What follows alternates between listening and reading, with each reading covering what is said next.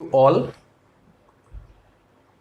तो आज हम लोग स्टार्ट करने जा रहे हैं चैप्टर 11 जो कि एनसीईआरटी का कोनिक सेक्शन नाम से चैप्टर है।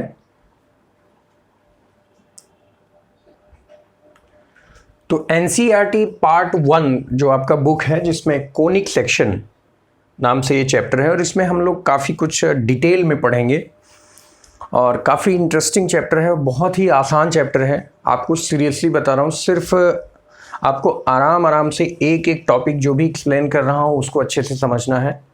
और ये चैप्टर इसलिए भी इम्पॉर्टेंट है क्योंकि इसमें ज्योमेट्रिकल बेस, जैसे इससे पहले वाला जो चैप्टर 10 आपने पढ़ा होगा जिसमें स्ट्रेट लाइन के बारे में, कंप्लीट स्लोप क्या है, वेरियस फॉर्म्स ऑफ लाइंस क्या हैं, वो सारी चीज़ें आपने डिस्कशन की होंगी। बट फिलहाल अभी मैंने उसको डिस्कस नहीं किया है, मैं डायरेक्टली कोनिक सेक्शन से ही स्टार्ट कर रहा हूँ। तो कोनिक सेक्शन चैप्टर में हम अलग अलग ज्योमेट्रिकल शेप, जैसे यहाँ पर कुछ लिखा है मैंने, सर्कल लिखा है, एलिप्स लिखा है, पैराबोलास लिखा है, हाइपरबोला, तो ये सारे शेप कैसे ऑब्टेन्ड होते हैं और कैसे आते हैं और इनकी पूरी स्टडी को हम लोग क्या करेंगे यहाँ पे डिस्कस करने वाले हैं। राइट, तो चलिए स्टार्ट करते हैं। यहाँ पर मैंने लिखा है, यहाँ पे एक लिखा है अपोलिनस। तो अपोलिनस क्या थे, जिनका मैक्सिमम क्रेडिट जाता है, इन्होंने पैराबोलास और हाइपरबोला जो भी नेम है वो इन्होंने ही दिया था और इन्होंने ही इसके बारे में काफ़ी स्टडी की और इसको एक्सप्लेन किया। तो यहाँ पे लिखा है पहले आ जाते हैं कोनिक की डिफिनेशन देख लेते हैं क्या है। A curve generated by intersecting a right circular cone, ये कोन रहा एक, with plane is termed as conic. तो ये हम अभी, ये डिफिनेशन आप देख लीजिए, इसको फिर हम अभी आपको एक्सप्लेन करेंगे। बट उससे पहले यहां पर ये दो लाइंस हैं और कैसी लाइन है ये, इंटरसेक्टिंग लाइन है। मतलब एक लाइन M है और दूसरी लाइन कौन सी है, L है, और ये दोनों कहां पे इंटरसेक्ट कर रही हैं, पॉइंट V पे, और ये जो V है इसी को हम आगे बोलने वाले हैं वर्टेक्स। Well, तो this line L and this line M both are inclined at an angle of alpha. M जो लाइन है वो L जो हमारी वर्टिकल लाइन है उससे कितना झुका हुआ है, अल्फा, मतलब अल्फा डिग्री। इस तरीके से आप समझें कि हमारे पास दो लाइन है, एक लाइन ये है और दूसरी लाइन ये है, और इन दोनों के बीच में कितने डिग्री का डिफरेंस है, अल्फा। और ये अल्फा जो एंगल है ये क्या होना चाहिए, कांस्टेंट। मतलब आपने एक बार फिक्स कर दिया कि इस तरीके से ये आपने फिक्स कर दिया तो it should not be change, ये बदलना नहीं चाहिए। आप जैसे ये एंगल फिक्स कर दिया ना तो ये एंगल अब आपको बदलना नहीं है। आई होप यहां तक क्लियर है। चलिए, यहां तक हो जाने के बाद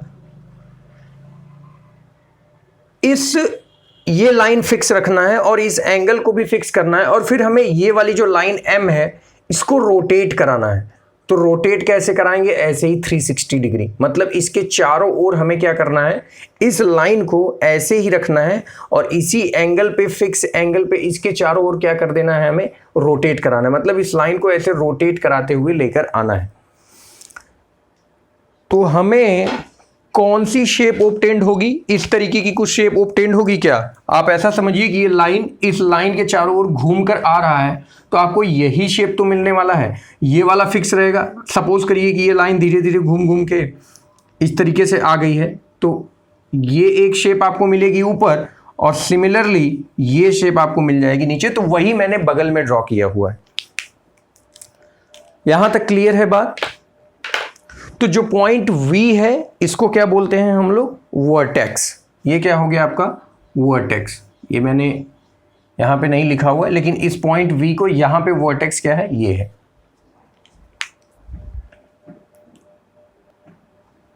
और जो ये लाइन M है, जो लाइन M है जो इसके चारों तरफ रोटेट हुई है एक फिक्स एंगल अल्फा पे, इसको क्या बोला जाता है, जनरेटर।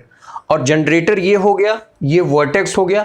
तो वर्टेक्स क्या कर रहा है, इस पूरी शेप को दो पार्ट में आपको दिखाई पड़ रहा है, एक अपर कोन है और एक क्या है, लोअर कोन है। तो इसका नाम हो गया अपर नैप और ये क्या हो गया, लोअर नैप। और नैप को बोला जाता है आवरण। क्या बोला जाता है, आवरण। मतलब एक आपको बोलते हैं एक कवर मिल रहा है, एक साथ कोनिक कवर मिल रहा है। अरे बर्थडे पे जो आप कैप रखते हैं आप वही समझिए, वही है ये। कोन तो आपने पढ़ा होगा, कोन तो क्लास 9-10 में तो आ ही जाता है, ठीक है ना। तो यहाँ तक बात क्लियर है कि कोनिक सेक्शन क्या है, उसकी डिफिनेशन यहाँ है, इसको अभी हम बाद में समझेंगे। पहली बात, ये शेप आता कैसे है, दो लाइंस के इंटरसेक्शन से, इसको वर्टेक्स बोलते हैं।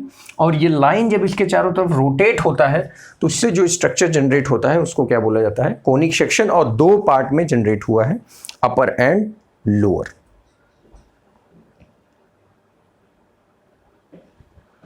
देखिए इस डायग्राम को मैं नहीं चेंज करूंगा, इसमें ही सारा मैं मॉडिफिकेशन करूंगा। अब आपको ऐसा समझना है, ये हमारे पास एक सॉलिड ऑब्जेक्ट है, बिल्कुल ऐसे ही बना हुआ है, और अब इसको हमें कट करना है।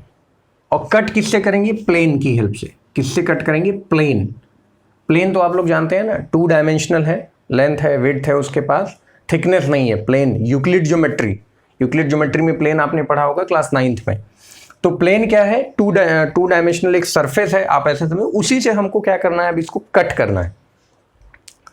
तो एक प्लेन हम इसको कैसे कैसे कट कर सकते हैं, ऐसे कट करें किसी भी एंगल पे डिफरेंट, जैसे हमने ऐसे इसको कट कर दिया, या फिर हम ऐसे कट करें, या फिर ऐसे वर्टिकल कट करें। तो अगर हम कट करेंगे तो हमको कुछ ना कुछ शेप ऑब्जर्व होगी, कुछ ना कुछ शेप दिखाई पड़ेगा इस कोनिक सेक्शन में।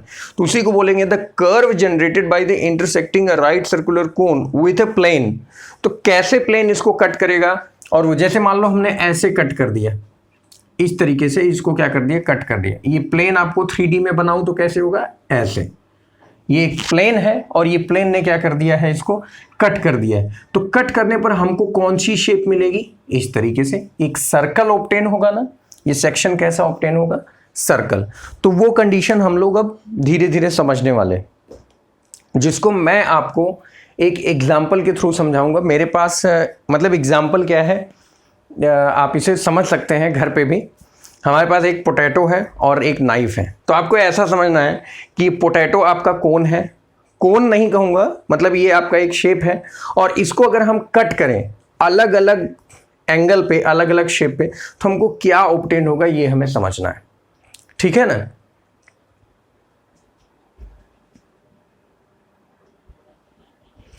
तो जैसे चलिए मैं स्टार्ट करता हूं, आपको समझा रहा हूं कि आपको ये कोन किस तरीके से प्लेन अलग अलग है। जैसे लेट अस सपोज मैं अभी क्या कर रहा हूं, इसको बिल्कुल ऐसे मैंने कट कर दिया। तो आप मुझे सोच के बताइए, गौर से देखिए। अभी ये पोटैटो ऐसा था, मैंने इसको कट कर दिया, तो कट करने पर हमें कैसी शेप दिखाई पड़ रही है, सर्कुलर ना। ये कैसा शेप है, सर्कुलर शेप दिखाई पड़ रही है ना। ये देखिए, ये सर्कुलर शेप दिखाई पड़ रही है कि नहीं। तो ये क्या हुआ होगा, इसके बारे में सोचिए। ये आपका सर्कल बना ना। तो ये सर्कल जो शेप ऑब्टेन्ड हुआ है, ये कैसे ऑब्टेन्ड हुआ है, जब हमने क्या किया, इसको ऐसे बिल्कुल स्ट्रेट फॉरवर्ड ऐसे कट कर दिया है। अब आप देखिए, मैं इसी पोटैटो को एक दूसरे एंगल पे कट करता हूं। इस पे कट कर चुका, ऐसे कट कर चुका हूं। अब मैं अपनी प्लेन को थोड़ा सा चेंज करूंगा, तो मैं इसको अपोजिट कर ले रहा हूं और इस तरीके से कट कर रहा हूं, पूरा तिरछा एकदम।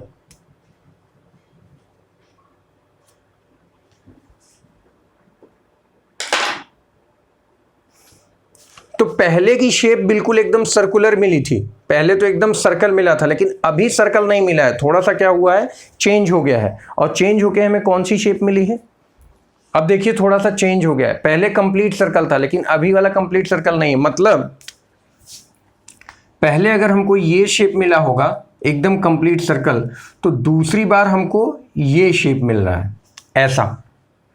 तो जाहिर सी बात है ये अलग सेक्शन है, ये अलग टाइप का है। Is it clear. अब हम क्या करने वाले हैं, इसमें एक और जगह से मैं कट करके आपको दिखाता हूं। लेट अस सपोज मैंने इसको ऐसे कट कर दिया। ओके, बहुत बढ़िया। मैंने इसे ऐसे कट किया है।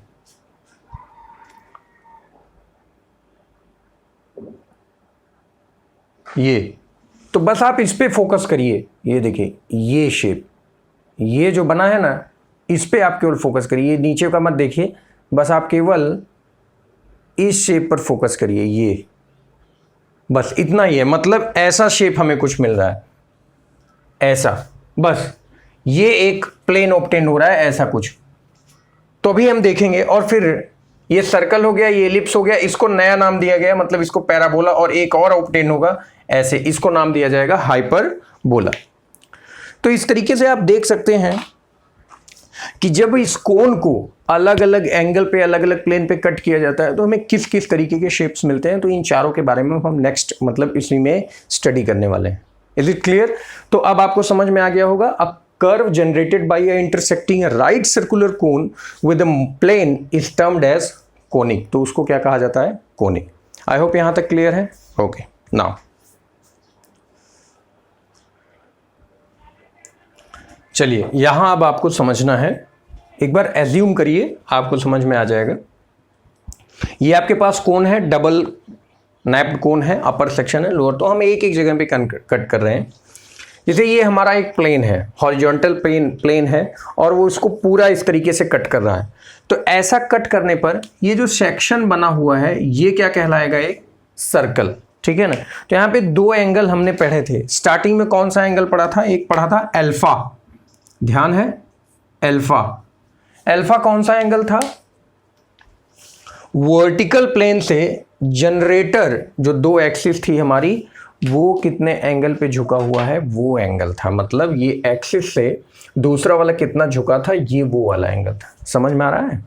तो ये कौन सा एंगल हो गया? अल्फा। ये था alpha. Beta angle is the angle between the plane and axis. जैसे मान लीजिए ये एक्सिस है और इसको अब ये प्लेन ऐसे कट कर रहा है, ये प्लेन है एक, ऐसे कट कर रहा है, तो ये वाला एंगल क्या होगा? बीटा। मतलब एक्सिस से प्लेन कितने एंगल पे है? ये एक्सिस है, एक सेकंड मैं आपको समझा रहा हूं। लेट अस सपोज ये प्लेन है, ये एक्सिस है, तो अभी प्लेन और एक्सिस के बीच में कितने डिग्री का एंगल है? प्लेन और एक्सिस के बीच में कितने डिग्री का एंगल है? 90 डिग्री का। Let us suppose this is plane, ये पूरा प्लेन है, और इस प्लेन और एक्सिस के बीच में कितने डिग्री का एंगल है? ये वाला है, ये एंगल कितना है? 90 डिग्री। अब मैं प्लेन को ऐसे झुका दूं, ये एक्सिस ऐसे ही है, प्लेन को मैंने ऐसे झुका दिया, अब एंगल 90 डिग्री तो नहीं है ना, अब एंगल 90 डिग्री नहीं है, अब एंगल क्या हो गया? बदल गया। जैसे मैं ये देखिए एंगल क्या, ये 90 डिग्री, ये 90 डिग्री, ये क्या हो गया? 90 डिग्री से कम। समझ में आया? और भी कम किया जा सकता है, ये और कम हो गया, और भी कम, बिल्कुल जीरो भी बनाया जा सकता है, ये 0 डिग्री, ठीक है ना। तो प्लेन अभी कैसा है? फर्स्ट वाले डायग्राम में कैसा है? जो हमारा फर्स्ट वाला डायग्राम है उसके लिए कैसा है? ये एक कंडीशन है, प्लेन वो रहा और एक्सिस ये रही, तो प्लेन और एक्सिस के बीच में कितने डिग्री का एंगल है? कितने डिग्री का एंगल है? 90 डिग्री, बिल्कुल ऐसा। ये देखिए, ये वाला केस है। दूसरे वाले में फिर थोड़ा सा ऐसा हो जाएगा, तीसरे में फिर और ज़्यादा हो जाएगा, चौथे में फिर और हो जाएगा, ठीक है ना।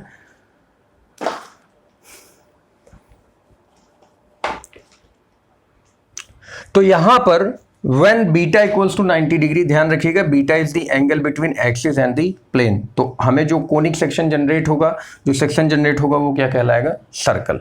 Next, ellipse. हम इसको थोड़ा सा टेढ़ा कर देते हैं, ऐसा टेढ़ा करके प्लेन को थोड़ा सा एंगल कम कर देंगे। तो when alpha is less than beta, ध्यान रखें अल्फा बीटा से कम होना चाहिए। जैसे मान लीजिए बीटा लेट अस सपोज अभी तो 90 डिग्री था, तो आपने बीटा कर दिया 75 डिग्री, तो अल्फा उससे कम होना चाहिए। अल्फा लेट अस सपोज 30 हो या 40 हो, मतलब इससे कम होना चाहिए, और लेस देन 90 हो, दोनों ही 90 से क्या होना चाहिए? कम। तो हमें जो जनरेट होगा वो क्या कहलाएगा? एलिप्स। थर्ड केस में when beta equals to alpha, अब जैसे मान लो बीटा हो गया, आपने कर दिया 45 डिग्री, तो अल्फा को भी कर दो 45 डिग्री, दोनों एंगल जनरेटर का और प्लेन का, दोनों का एंगल क्या कर दो? 45 डिग्री। तो उस टाइप पे जो ये शेप आपको ऑब्टेन हो रही है, ये क्या कहलाएगा? पैराबोला। तो देखिए ये ऐसा सेक्शन, आलू का कट वाला एग्जांपल ध्यान है, कहाँ है वाला शेप? ये रहा, ये देखो ऐसे है ना, तो प्लेन को ऐसे कट कर दिया है, तो देखो ऐसा शेप जनरेट हुआ है ना, बस केवल ऐसा ऐसा। तो ये क्या कहलाएगा? पैराबोला। इस नीचे वाले को मत ध्यान दीजिए, नीचे वाले को भी ध्यान देना है तो आप देख सकते हैं, ये वाला शेप क्या हो जाएगा? बोला। तो आई होप यहाँ तक क्लियर है आपको। चलिए फोर्थ वाला अब एक बार और समझ लेते हैं, थोड़ा स्पेस की कमी थी ऐसे, इसलिए मैंने बता दिया था। फोर्थ वाला सिंपल ही है, हमको प्लेन को और मतलब क्या करना है, मैं इसी में बता दूं क्या, इसी में समझा दे रहा हूं। देखिए हम प्लेन को जो अभी ऐसा है इसको और ज़्यादा बेंड कर देते हैं। तो हमें अगर मान लो ऐसे बेंड कर दिया, ऐसा ऐसे पूरा कट कर दें, ऐसा पूरा ऐसे पूरा एक पूरा प्लेन कट कराएं, तो हमको जो शेप जनरेट होकर मिलेगी, मतलब ये अगर इसका इंटरसेक्शन है तो जो शेप हमको मिल रही है वो आप ऐसा समझिए, वो ऐसे मिल रही है, एक यहां पे और एक यहां पे, ऐसे मतलब ये वाला टच होगा, ये वाला टच पॉइंट है, और ऐसे मतलब एक इधर और एक इधर। मैं इसको आपको और समझा रहा हूं अच्छे ढंग से। कौन लेना है, एक सेकंड जस्ट वेट।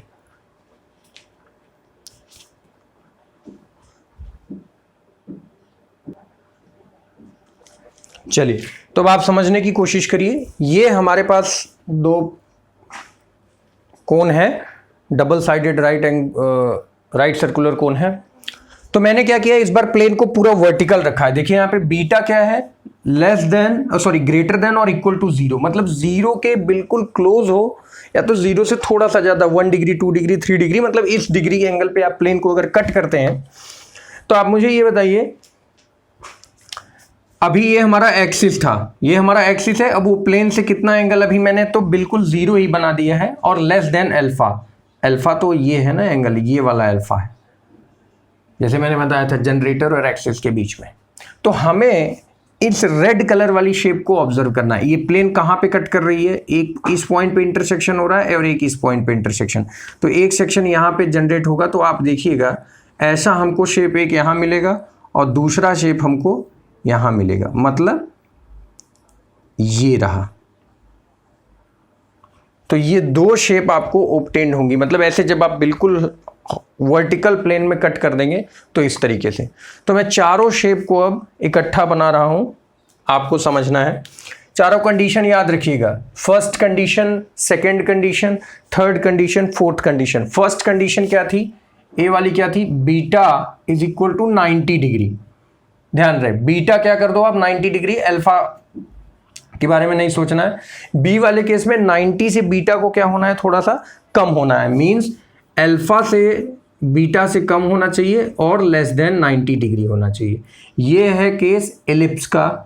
सी वाला केस जो था हमारा पैराबोला वाला, तो पैराबोला वाले केस में क्या था, बीटा इक्वल्स टू अल्फा, उसमें बीटा को हमको क्या कर देना है, अल्फा, और चौथा केस ये रहा। तो चारों को केस आपको याद होना चाहिए। तो शेप एक बार देख लें फटाफट, सर्कल, इलिप्स, पैराबोला, ये क्या हो गया, हाइपरबोला। तो अभी मैंने ऐसे बनाया, आप ऐसे भी बना सकते हैं, ये है हाइपरबोला, ऐसे दो शेप, ठीक है ना। पैराबोला आप ऐसे बना सकते हैं, ठीक है ना। इलिप्स आप जैसे चाहें ऐसा भी इलिप्स बना सकते हैं, ये भी आपका इलिप्स है, ऐसा भी इलिप्स बना सकते हैं, बस कंप्लीट सर्कल नहीं होना चाहिए, ठीक है ना। तो इन सब चीज़ों के बारे में हम आगे कंप्लीटली डिटेल में पढ़ने वाले हैं। आई होप यहाँ तक क्लियर हो गया आपको। टेल मी, कोनिक सेक्शन आपको समझ में आया कि कोनिक सेक्शन कैसे बनता है, कैसे ये सारी चीज़ें ऑब्टेन होती हैं। Well I will suggest you my dear कि आप लोग एक एनिमेशन वीडियो भी देखिए। थ्योरी थी आपने पढ़ी ली है बुक में, अगर आपको कॉपी में बनाना हुआ है, किसी को समझाना हुआ, हम एनिमेशन के थ्रू, पिक्चर्स के थ्रू अच्छा विजुअलाइजेशन करते हैं। देखिए दिमाग हमारा ना, जो हमारा ब्रेन है, ये वर्ड्स को याद नहीं रखता, ये वर्ड्स को याद नहीं रखता, ये किसको याद रखता है, इमेजेस को, पिक्चर्स को याद रखता है। अब मैंने तो बना दिया है और ऐसा मान रहा हूं कि आप लोग को ज़रूर बनाने में भी और समझने में भी आसान लगा होगा, और चारों ये आप एंगल याद रखिएगा, ठीक है ना। चलिए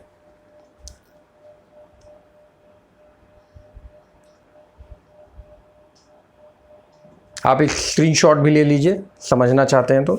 इसके आगे वाले वीडियो में हम लोग फिर आगे डिस्कशन करेंगे। Okay, thank you.